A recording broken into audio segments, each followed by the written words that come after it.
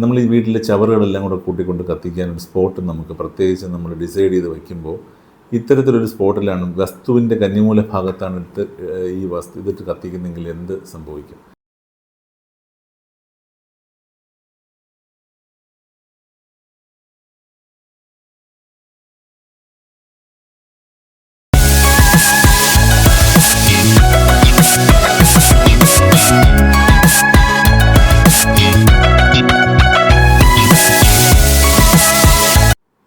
കന്നിമൂലയിൽ തീയിട്ട് കത്തിക്കാമോ? വ്യത്യസ്തമായ ഒരു ചോദ്യമാണല്ലേ. പക്ഷെ പലരും അത് ചെയ്യുന്നുണ്ട്. അത് ചെയ്യാൻ പാടുണ്ടോ എന്ന് ചില ചോദ്യങ്ങൾ വരുന്നുണ്ട്. നമ്മൾ ഈ വീട്ടിലെ ചവറുകളെല്ലാം കൂടെ കൂട്ടിക്കൊണ്ട് കത്തിക്കാനൊരു സ്പോട്ട് നമുക്ക് പ്രത്യേകിച്ച് നമ്മൾ ഡിസൈഡ് ചെയ്ത് വയ്ക്കുമ്പോൾ ഇത്തരത്തിലൊരു സ്പോട്ടിലാണ് വസ്തുവിൻ്റെ കന്നിമൂല ഭാഗത്താണ് ഇതിട്ട് കത്തിക്കുന്നെങ്കിൽ എന്ത് സംഭവിക്കും? വളരെ തെറ്റായ ഒരു കാര്യമാണത്. കന്നിമൂലയിൽ ഒരു കാരണവശാലും തീയിട്ട് കത്തിക്കരുത്. കാരണം ഇത് നിങ്ങളെ ബാധിക്കും. നിങ്ങളുടെ control of the house holder അല്ലെങ്കിൽ ഈ ഗൃഹനാഥൻ്റെ വീട്ടിലേക്കുള്ള കൺട്രോള്, അല്ലെങ്കിൽ ഗൃഹനാഥനോ ഗൃഹനാഥയുടെ വീട്ടിലേക്കുള്ള കൺട്രോള് പോകുന്നതിനോടൊപ്പം തന്നെ സാമ്പത്തികമായിട്ടുള്ള ഒരുപാട് നഷ്ടങ്ങൾ നിങ്ങളെ തേടി വരും. അതുപോലെ മറ്റൊരു കാര്യം, ബന്ധങ്ങളിൽ ഉലച്ചിലുകൾ സംഭവിക്കും.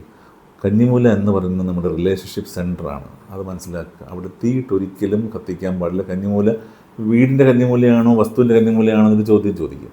ഇത് ഞാൻ ഈ പറയുന്ന വസ്തുവിൻ്റെ കന്നിമൂലയുടെ കാര്യമാണ്. കാര്യം വീടിൻ്റെ കന്നിമൂലയിലിട്ട് കത്തിക്കേണ്ട ആവശ്യം വരുന്നില്ലല്ലോ, പുറത്തല്ലേ ഇട്ട് കത്തിക്കുന്നത്.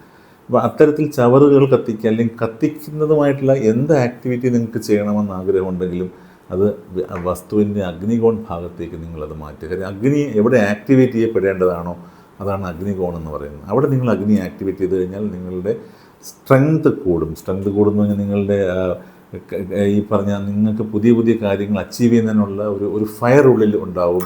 അതുപോലെ തന്നെ നിങ്ങളുടെ അസറ്റ് മൾട്ടിപ്ലൈ ചെയ്യും. അങ്ങനെ ഒരുപാട് അഡ്വാൻറ്റേജസാണ് കന്നിമൂലയിൽ അഗ്നികോണിൽ നമ്മൾ അഗ്നി എരിച്ചു കഴിഞ്ഞാൽ ഉണ്ടാകുന്നത്. കന്നിമൂലയിൽ ഒരു കാരണവശാലും അഗ്നിയും ഉണ്ടാവാൻ പാടില്ല. വെള്ളം എന്ന് വെച്ചാൽ വെള്ളം, നീരിളക്കം, ഭൂമിയെ ടച്ച് ചെയ്യുന്ന കാര്യമാണ് ഞാൻ പറയുന്നത്. ഇപ്പോൾ ഒരു കൺഫ്യൂഷൻ സ്ഥിരമായിട്ടുണ്ട്. ഞാൻ നേരത്തെ പറഞ്ഞിട്ടുണ്ട്, കന്നിമൂലയിൽ വാട്ടർ ടാങ്ക് വയ്ക്കുന്നത് ഓവർ ഹെഡ് ടാങ്ക് മാത്രമാണ് നമ്മൾ വാട്ടർ ടാങ്ക്. അത് വെയിറ്റ് കിട്ടാൻ വേണ്ടിയിട്ടാണ് നമ്മൾ വയ്ക്കുന്നത്. അതും ഇത് പലർക്കും കൺഫ്യൂഷൻ ആവാറുണ്ട്. കന്നിമൂലയിൽ വാട്ടർ ടാങ്ക് മുകളിൽ വയ്ക്കാൻ പറയുന്നു, എന്നിട്ട് നമ്മൾ തന്നെ പറയുന്നു കന്നിമൂലയിൽ വെള്ളം നീരിളകാൻ പാടില്ല എന്ന് പറയുന്നു. കന്നിമൂലയിൽ നീരിളകാൻ ഭൂമിയെ ടച്ച് ചെയ്യുന്ന ഭാഗത്ത് കന്നിമൂലയിൽ നീരിളകാൻ പാടില്ല എന്നുള്ളത് തന്നെയാണ്. അതായത് ഗ്രൗണ്ട് ഫ്ലോറിൽ നിങ്ങൾ ഒരു വാട്ടർ ടാങ്ക് വയ്ക്കണമെങ്കിൽ ഒരു കാരണവശാലും അത് കന്നിമൂലയിൽ വയ്ക്കാൻ പാടില്ല.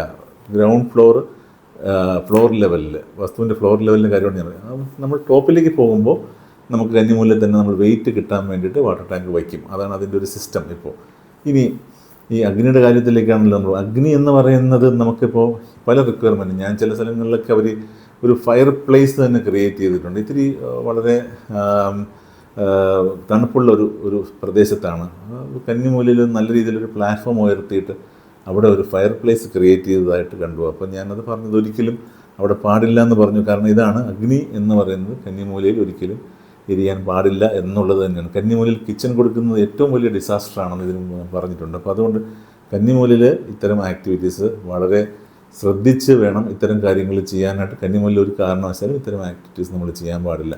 ഇത്രയും പറഞ്ഞുകൊണ്ട് ഇവിടെ അവസാനിപ്പിക്കണം. മറ്റു നല്ല വീഡിയോ നിങ്ങൾ മുന്നിൽ എത്തുന്നവരെ നന്ദി, നമസ്കാരം.